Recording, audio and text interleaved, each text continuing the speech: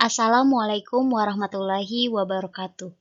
Perkenalkan, nama saya Syaulia Rizkita Fitri dari Program Studi Pendidikan Bahasa Indonesia Universitas Indraprasta PGRI. Pada kesempatan kali ini, saya akan menjelaskan materi tentang hakikat semiotik.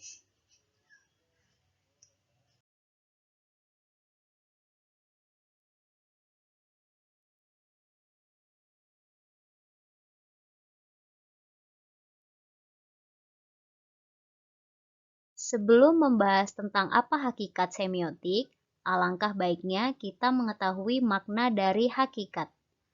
Pengertian hakikat. Dalam Kamus Besar Bahasa Indonesia, hakikat memiliki dua definisi, yaitu yang pertama, intisari atau dasar, dan yang kedua, kenyataan yang sebenarnya atau sesungguhnya. Menurut etimologi, hakikat berasal dari bahasa Arab al-haq yang artinya milik atau kepunyaan, kebenaran, atau yang benar-benar ada. Hakikat berarti inti sesuatu, puncak atau sumber dari segala sesuatu. Jadi, dapat disimpulkan bahwa hakikat adalah kalimat atau ungkapan yang digunakan untuk menunjukkan makna yang sebenarnya atau makna yang paling dasar dari sesuatu, seperti benda, kondisi, atau pemikiran. Hakikat semiotik. Semiotik adalah ilmu tentang tanda-tanda. Ilmu ini menganggap bahwa fenomena sosial atau masyarakat dan kebudayaan itu merupakan tanda-tanda. Semiotik merupakan ilmu yang secara sistematik mempelajari tanda-tanda dan lambang-lambang. Dengan demikian, bahasa dapat dinamakan ilmu semiotik. Nama lain dari semiotika adalah semiologi. Keduanya memiliki pengertian yang sama, yaitu sebagai ilmu tentang tanda. Semiotika maupun semiologi berasal dari bahasa Yunani, yaitu semeion yang berarti tanda. Hakikat semiotik menurut para ahli.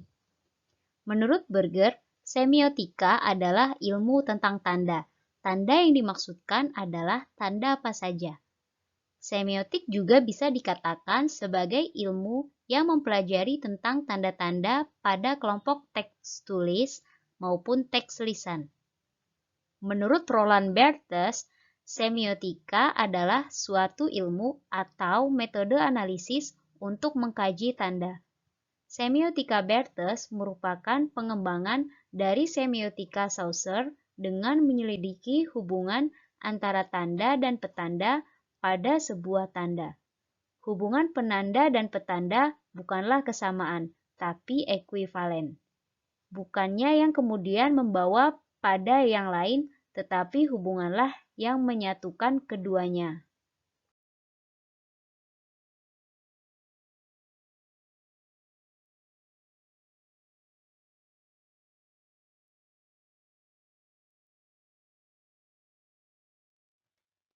Menurut Theo, semiotika adalah tanda sebagai tindak komunikasi. Pendapat tersebut kemudian disempurnakan menjadi semiotik adalah model sastra yang mempertanggungjawabkan semua faktor dan aspek hakiki untuk pemahaman gejala sastra sebagai alat komunikasi yang khas di dalam masyarakat manapun. Menurut Hood, semiotik adalah ilmu atau metode analisis untuk mengkaji tanda. Tanda adalah sesuatu yang mewakili sesuatu yang lain yang dapat berupa pengalaman, pikiran, perasaan, gagasan, dan lain-lain. Jadi, yang dapat menjadi tanda sebenarnya bukan hanya bahasa saja, melainkan berbagai hal yang melingkupi kehidupan ini. Walau harus diakui bahwa bahasa adalah sistem tanda yang paling lengkap dan sempurna. Menurut Peron, semiotik dapat dikatakan sebagai ilmu yang mempelajari tentang tanda-tanda pada kelompok teks tulis ataupun teks lisan.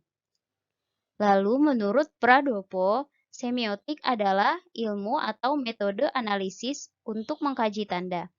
Tanda adalah sesuatu yang mewakili sesuatu yang lain yang dapat berupa pengalaman, pikiran, perasaan, gagasan, dan lain-lain. Menurut Emzir, semiotika adalah model sastra yang mempertanggungjawabkan semua faktor dan aspek hakiki untuk pemahaman gejala susastra sebagai alat komunikasi yang khas di dalam masyarakat. Lalu, menurut E. Glatton, semiotik adalah studi tentang tanda dan segala yang berhubungan dengannya, cara berfungsinya, hubungannya dengan tanda-tanda lain, pengirimannya, dan penerimaannya oleh mereka yang mempergunakan. Semiotik atau semiologi berarti studi sistematis atas tanda. Tanda berkaitan erat dengan objek yang ditandai. Misalnya, mendung tandanya hujan, tertawa tandanya bahagia. Sedangkan simbol tidak mewakili objek, tetapi merupakan kendaraan atau sarana pengkonsepsian objek-objek. Sebuah simbol adalah sebuah instrumen pemikiran. Langer melihat meaning sebagai hubungan kompleks antar simbol, objek, dan individu. Jika minimal tidak terdapat sesuatu yang dimaknai dan pemikiran seseorang yang memaknainya, maka tidak terdapat makna yang sempurna.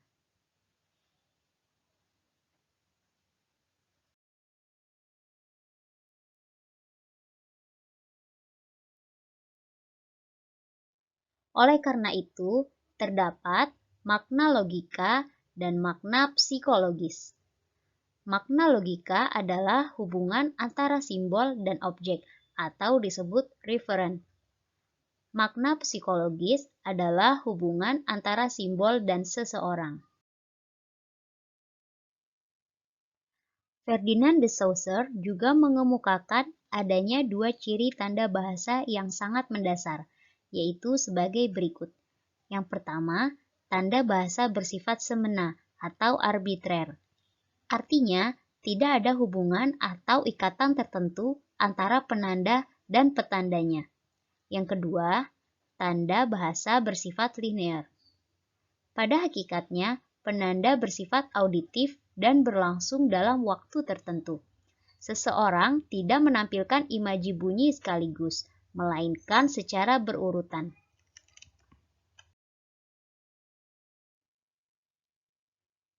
Tanda adalah segala sesuatu yang mewakili sesuatu yang lain, dapat berupa pengalaman, pikiran, gagasan, dan lain-lain. Tanda itu dapat berupa gerakan anggota badan, gerakan mata, bentuk tulisan, warna, bendera, bentuk dan potongan rumah, pakaian, karya seni, misalnya sastra, lukis, patung, film, tari, dan lain-lain yang berada di sekitar kehidupan. Tanda merupakan bagian dari ilmu semiotika yang menandai suatu hal atau keadaan untuk menerangkan atau memberitahukan objek kepada subjek. Jadi, yang dapat menjadi tanda sebenarnya bukan hanya bahasa saja, melainkan berbagai hal yang melingkupi kehidupan ini, walau harus diakui bahwa bahasa adalah sistem tanda yang paling lengkap dan sempurna. Simbol. Kata simbol berasal dari bahasa Yunani, simbolos, yang berarti tanda atau ciri yang memberitahukan sesuatu hal kepada seseorang. Dalam Kamus Umum Bahasa Indonesia disebutkan simbol atau lambang adalah semacam tanda, lukisan, perkataan, rencana, dan sebagainya yang menyatakan sesuatu hal atau mengandung maksud tertentu. Simbol adalah tanda yang paling canggih karena sudah berdasarkan persetujuan dalam masyarakat atau biasa disebut dengan konvensi. Sebagai contoh adalah bahasa. Bahasa merupakan simbol karena berdasarkan konvensi yang telah ada dalam suatu masyarakat. Selain itu, rambu-rambu lalu lintas, kode simpul kepramukaan, kode SOS juga merupakan simbol. Simbol muncul dalam konteks yang sangat beragam dan digunakan untuk berbagai tujuan. Dalam bahasa komunikasi sering disebut dengan lambang. Simbol atau lambang adalah sesuatu yang digunakan untuk menunjuk sesuatu yang lain berdasarkan kesepakatan kelompok orang. Misalnya, warna putih merupakan lambang kesucian, gambar padi merupakan lambang kemakmuran. Simbol adalah sesuatu hal atau keadaan yang merupakan media pemahaman terhadap objek. Hartoko dan Rahmanto membedakan simbol menjadi 3, yaitu yang pertama, simbol-simbol universal, yang kedua, simbol kultural, dan yang ketiga, simbol individu. Simbol-simbol universal berkaitan dengan arketipos, misalnya tidur sebagai lambang dari kematian. Simbol kultural dilatar belakangi oleh kebudayaan tertentu, misalnya keris dalam budaya Jawa. Dan simbol individu biasanya dapat ditafsirkan dalam konteks keseluruhan karya pengarang.